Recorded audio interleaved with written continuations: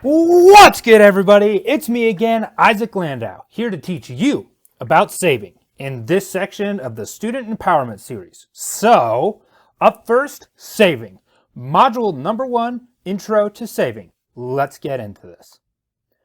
Okay, so if you have been following along, we have already discussed budgeting.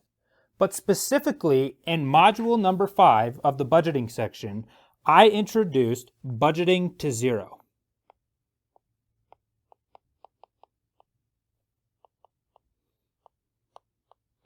Which essentially is understanding that every portion of your budget has some utility, that everything has been accounted for, and that your income minus your expenditures, which in this case is your essentials, your wants, and your savings, equals zero.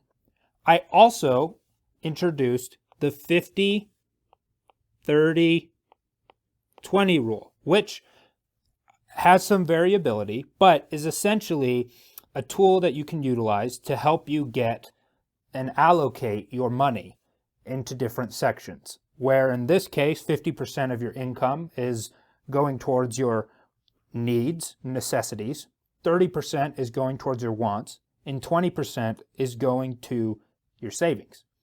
So we've already talked a little bit about saving. And these tools should give you some good insight into the relationship between budgeting and saving. And that is that saving is simply a function of an efficient and robust budget.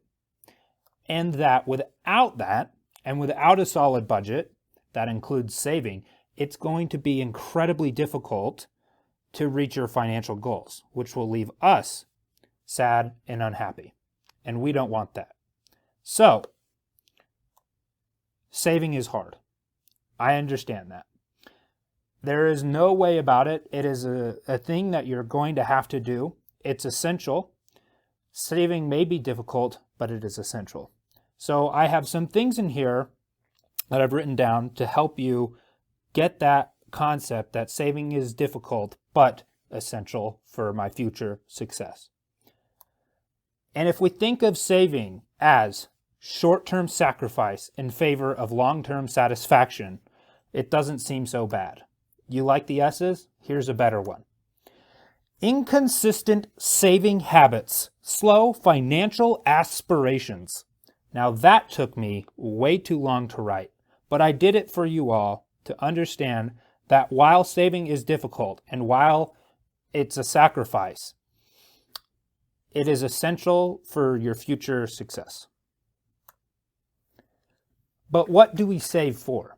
Now, this might be quite simple for some of you, but I like to break this down into two groups, and that is my short-term goals and my long-term goals, of which short-term goals, we'll talk about the emergency fund in this next slide before we end, and consider that as a safety net, personal purchases, trips, travel, and leisure, as well as among other things as well, right?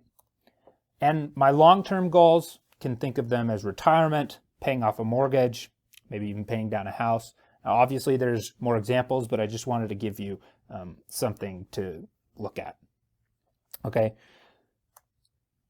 So establishing an emergency fund should be high on your list of priorities as you embark on your journey to being reasonable and responsible with your money.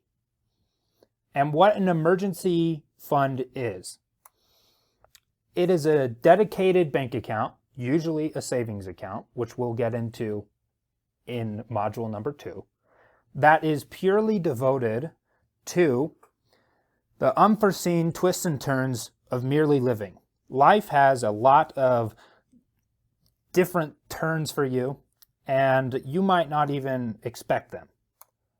And so things like getting incredibly sick, maybe losing a job, unemployment, fixing a hole that's in your roof of your house that's leaking and ruining the inside, or getting hit and run, major car repairments.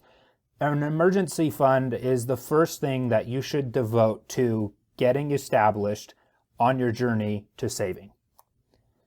And the general guideline is that your emergency fund should be able to cover 3 to 6 months of living expenses, which, if you're just starting out, sounds daunting, but if you start small, it's going to be the best way forward. Definitely, you need to start small.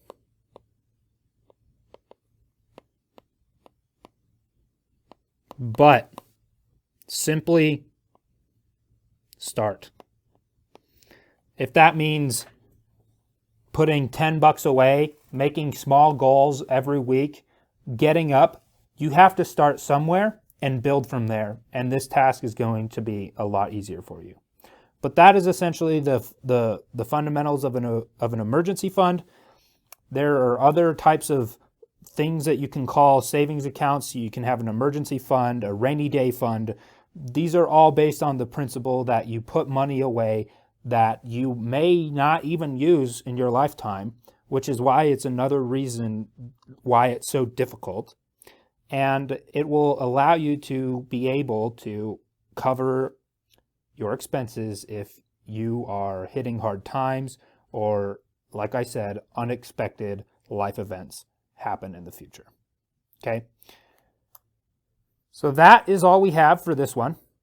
And next we're going to talk about how, different ways and where to save money. And yeah, we're looking forward to that, and we'll see you on the next one. All right. Take care. My name is Rick Haskell, and I'd like to thank you for watching this installment in the Student Empowerment Series. This series was prepared by students in the Bill and Vieve Gore School of Business as part of our outreach through the Center for Financial Wellness. I'm a finance professor here at the college and director of the Center for Financial Wellness. We've prepared the Student Empowerment Series to assist students in important elements in their life and their progression through the college, part of their Westminster experience, if you will. In this series, we take a look at financing higher education. We look at budget, credit, and savings. And we look at some of the more important elements of adulting. We'd like to invite you to follow us on social media at our Instagram, YouTube, LinkedIn, and Facebook sites.